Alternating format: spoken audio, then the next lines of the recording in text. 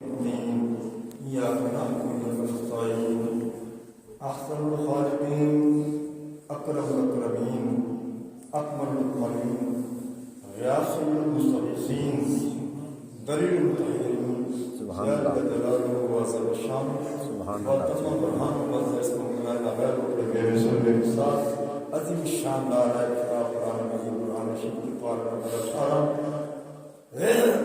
سورہ فرقان آیت نمبر 7 ارشاد ربانی وقالو اور کہا انہیں اور بولے ما لہذا رسول اس رسول کے کیا ہوا کہ یا عام کھانا کھاتا ہے ویمشی فی الاسواق اور بازاروں میں چلتا ہے لولا انزل الیہ ملک کیوں نہ اتارا گیا ان کے ساتھ کوئی فرشتہ فیکون معه نذیرا کہ ان کے ساتھ ڈر سناتا اور یلقا الیہ کنز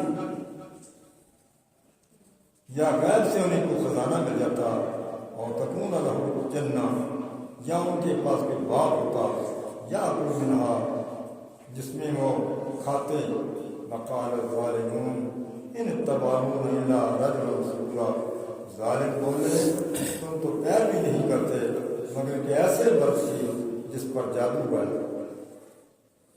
محترم مکرم سامعین ناظرین کرام، قبل اس کے کہ تلاوت کی گئی آیات مبارکہ کے پچھلی آیاتوں کے ساتھ ربط اور تعلق کیا ہے؟ آپ سب حضرات کو الحمدللہ معلوم ہے کہ آج جمعرات ہے اور جمعرات محترم آپ حضرات نے کل کے درس میں کفار مکہ کی اس بکواس کا ذکر سنا کہ جو قرآن پاک کے بارے میں وہ کہتے تھے کہ یہ تو گھڑا ہوا کلام ہے، یہ محمد صلی اللہ علیہ وسلم کہیں سے لے آتے ہیں اور کہ دانشمند لوگ ان کی مدد کرتے ہیں اور وہ کلام ہے مسلم کی اللہ کا کلام ہے، یعنی قرآن پاک پر حملہ کیا۔ آج کے درس میں بتایا جا رہا ہے کہ جب انہیں پتہ چلا کہ اس قرآن کی تردید تو ہم کر نہیں سکتے، مقابلے انہوں نے کیے، جیسے کہ میں نے کل عرض کیا انہوں نے مقابلے کیے لیکن ایک عیب بھی قرآن پاک کی مثل نہ لا سکے اور نہ لا سکے گی، کیا مطلب؟ تو اب انہوں نے ذاتی طور پر حملہ شروع کر دیا۔ یہ کیسے رسول ہے؟ یہ کوئی رسول ہے کہ بازاروں میں جا کے روٹی کھاتے ہیں، بازاروں میں سودا لاتے ہیں؟ یہ کیسے رسول ہیں کہ جناب جن کے پاس کوئی دولت ہی نہیں ہے؟ یہ کیسے؟ اگر یہ سچے ہوتے ان کے ساتھ کوئی فرشتہ ہوتا، وہ فرشتہ ہم لوگوں کو ڈراتا، ہم لوگوں کو ڈراتا، ہم ڈر جاتے اور ان کی پیروی کرتے، یا اور نہیں تو کم از کم ان کے پاس خزانہ ہوتا، کوئی باغ ہوتا کہ خود بھی کھاتے ہمیں بھی کھلاتے، لیکن ان کے پاس نہ کوئی باغ ہے، نہ کوئی فرشتہ ہے، نہ کوئی، بلکہ ان کا یہ مزہ، یہ انہوں نے طنز کیا اور قرآن پاک نے اسی باتوں کا یہاں ذکر کر دیا ہے۔ میں پہلے ترجمہ کروں گا اور اس کے بعد انشاءاللہ اس کی تشریح مزید ہوگی۔ وقالو اور بولے وہ، یعنی کون؟ کافر۔ وقالو کہا انہوں نے یا بولے وہ، ایک ہی ترجمہ کہ ما لہذا رسول، کیا ہے اس رسول کو؟ الرسول سے مراد نبی پاک علیہ السلام کی ذات ہے کہ نبی پاک علیہ السلام یہ کیا ہو گیا ان کو؟ کیسا رسول ہے کہ یا کل طعام کھاتے ہیں، جن کھانا کھاتے ہیں۔ انہوں نے یہ بھی اعتراض کیا کہ کھانا کیوں کھاتے ہیں، حالانکہ حضور علیہ السلام کو کھانے کی ضرورت نہیں تھی، ہمیں سمجھانے کہ کیسے کھانا ہے۔ آپ نے طریقہ بتایا کہ ایسے کھاؤ، اگر وہ کھانا نہ کھاتے تو ہمیں کھانے کے آداب کا پتہ نہیں چلتا، کیسے ہم نے کھانا، کیسے ہم، اگر وہ پانی نہ پیتے، بخاری میں مسلم میں آپ خوب ذہن نشین کر رہے ہیں کہ ایسی حدیثیں وجہ اور صحیح بخاری کی حدیثیں ہیں اور تمام نے لکھا کہ نبی پاک علیہ السلام کئی دن کھاتے ہی نہیں تھے، سبحان اللہ، نہ پانی پیتے تھے نہ کھانا کھاتے تھے۔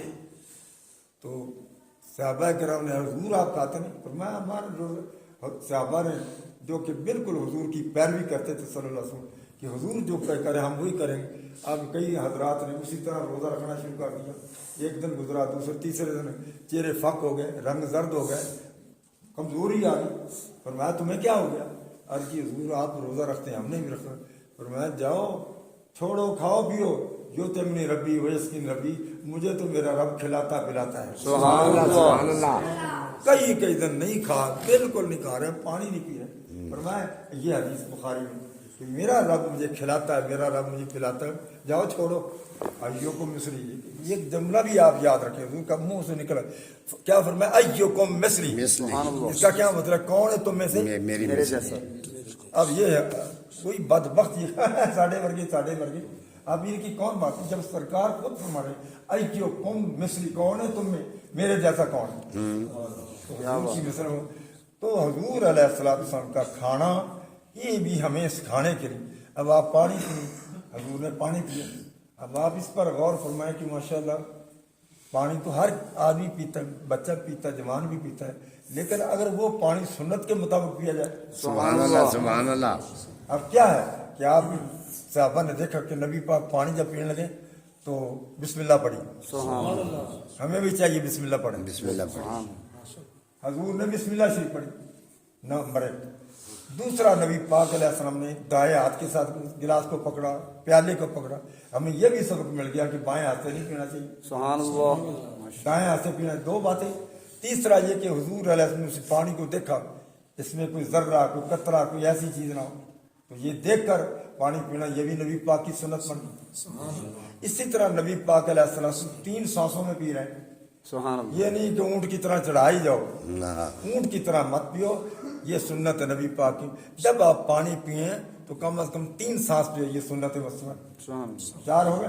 اور 5ویں سنت یہ ہے کہ کھڑے ہو کر مت پیو، پانی کھڑے ہو کر مت پیو، بیٹھ کر پیو.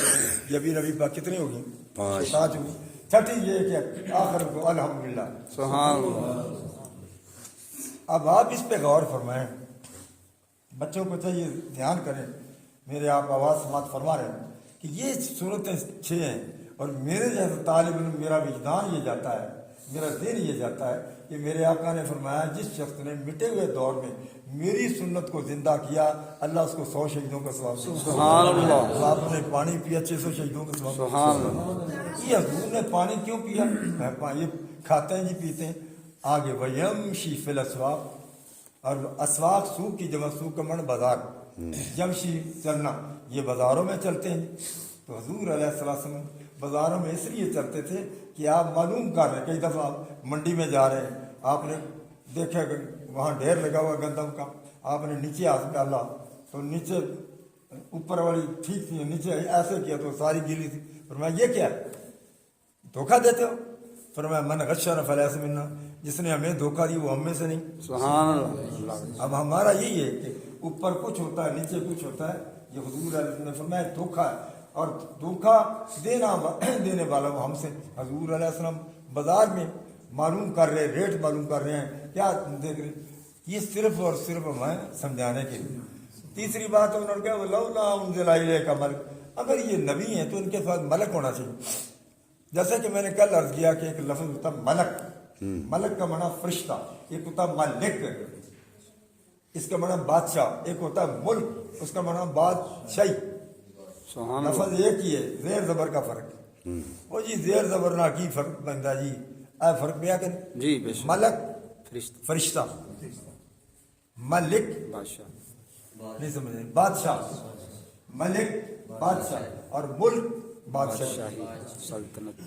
انہوں نے کہا کہ اگر یہ نبی ہیں تو کیوں نہیں ان کے پاس فرشتہ اترتا، فیکون پاس ہوتا وہ ماؤں ان کے ساتھ نذیرہ، ہمیں ڈراتا بھائی میرے محمد میں کی پیروی کرو، اگر نہیں تم ہم یہ کر دیں.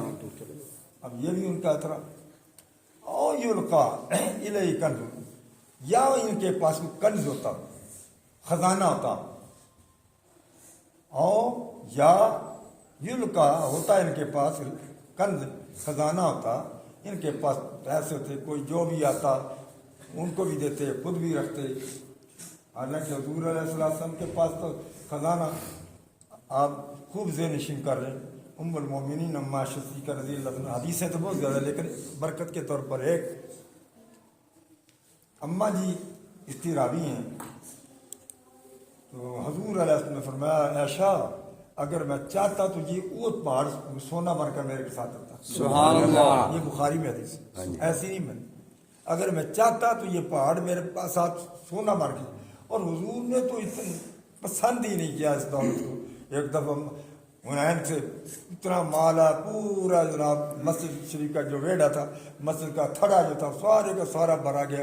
کہیں کھجور پڑیے, کہیں گندم پڑیے, کہیں پیسے پڑے, کہیں درم پڑے, کہیں دینار پڑے, کہیں کپڑے پڑے. حضور علیہ السلام بڑا سارے آپ بیٹھے رہے, دیتے رہے یہاں تک کہ سارے شام تک کچھ رہا ہی نہیں. تو اسی طرح اماں عائشہ صدیقہ یہ بھی حدیث بڑی پیاری ہے. اماں عائشہ صدیقہ رضی اللہ تعالیٰ کے پاس 1,00,000 درہم آیا حضرت سیدنا امیر معاویہ رضی اللہ تعالیٰ یا عمر بن عاص رضی اللہ تعالیٰ, انہوں نے بھیجا تو آپ بیٹھ آؤ جی بلاؤ. دیتی رہی یعنی یہ درم تھے, پیسے تھے, اتنے تقسیم کیا کہ شام تک 1 روپیہ بھی نہ بچا. تو لونڈی نے کہا کہ حضور آپ کا تو روزہ تھا, کم از کم ایک ہی بچا لیتی جس سے آپ فرمایا تم نے پہلے کہا ہوتا. وہ بھی سخی ہیں. حضور تو دولت کو پسند ہی نہیں کرتے تھے, نہ دولت تو ان کے گھر کی لونڈی. تو یہ کہنا کہ کنز خزانہ, حضور نے خزانہ دینے والے تھے. اور خود فرماتے ہیں کہ اللہ کریم نے اوتی تو من خزائن الارض, اللہ نے زمین کے خزانے کی چابیاں میں عطا فرمائی. سبحان اللہ. مال کے کونین ہیں گو پاس کچھ رکھتے نہیں, مال کے کونین ہیں گو پاس کچھ رکھتے نہیں, دونوں جہاں کی نعمتیں ہیں ان کے خالی ہاتھ میں. سبحان اللہ. ہر چیز میں لہو جنہ اور تکون لہو, ان کے پاس جنہ ہوتا, باغ ہوتا, خود بھی کھاتے دوسروں کو بھی کھلاتے. یہاں تو کوئی چیز نہیں, کھانا کھاتے اور فرمایا یا کرو میں نہ کہ اس سے کھاتے. اللہ تعالیٰ فرماتا ہے آگے بڑے افسوس کے ساتھ یہ کلام ہے, قال الظالمون, اللہ فرماتا ہے کہ ظالموں نے کیا کیا, اس سے بڑھ کر اور بات کر دی. یہ بھی کر ان تتبعون الا رجالا مسحورا, یہ تو نہیں پیروی, یہ مسحورا سحر کا ابصار کا وقت ہے فجر. تو جس طرح سحر کہنے کہ اسی طرح ان کا دماغ بھی کام نہیں کرتا. اب یہ انہوں نے یہ بات بھی کر دی, آخری بات کر دی کہ اللہ راجل مسحورا, یہ وہ ہیں کہ جن پر سحر کیا ہوا ہے, جادو کیا ہوا ہے. حضرات محترم, اب ہم آتے ہیں خلاصہ تفسیر کی طرف. خانہ کعبہ میں, اور یہ تفسیر بن جریر, تفسیر در منثور علامہ جلال سیوطی رحمۃ اللہ علیہ, اور تفسیر تبیان, ان تمام میں موجود ہے کہ نبی کریم علیہ السلام آپ کو بلایا گیا اس طرح کہ کعبے کے اندر یہ سارے ابو جہل, عتبہ, شیبہ, ولید, امیہ بن خلف,